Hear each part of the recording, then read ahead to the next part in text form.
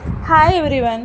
तर एका ताईची कमेंट होती की त्या दिवशी ना मी दाल फ्राय आणि जिरा राईस केलेला होता, त्याची डिटेल्स व्हिडिओ एका ताईला हवा होता. तर आज मी केलेला आहे, खूप छान पद्धतीने केलेला आहे, पाहू शकता.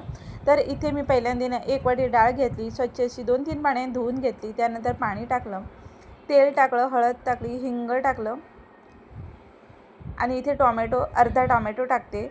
आता हे मी 4 शिट्टी कुकरमध्ये ठेवून 4 शिट्टी करून घेते.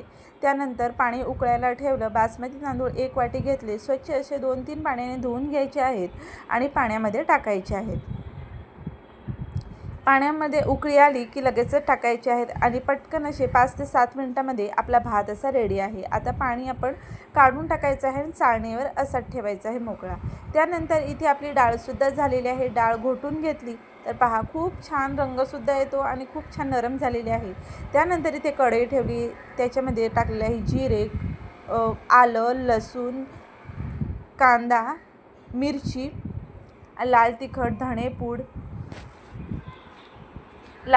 धणेपूड वगैरे सगळं टाकलं आणि आपल्या घरात जे कुठले मसाले आहेत ना ते सगळे टाकले, मीठ टाकलं आणि पहा, छान असं उकळी यायला आपण असं सोडून द्यायची आहे डाळ ही.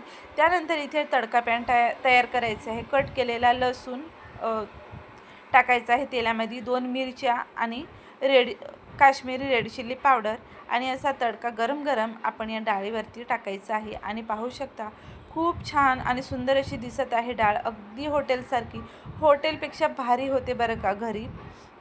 तर इथे तुम्हाला व्हिडिओ कसा वाटला मला कमेंट बॉक्समध्ये नक्की सांगा. व्हिडिओ थोडा जरी आवडला असेल तर व्हिडिओला एक लाईक करा, जास्तीत जास्त जणांपर्यंत शेअर करा आणि हो, व्हिडिओ कुठून पाहताय हे अजिबात सांगायला विसरू नका. तर पहा, खूप छान अशी डिश दिसत आहे.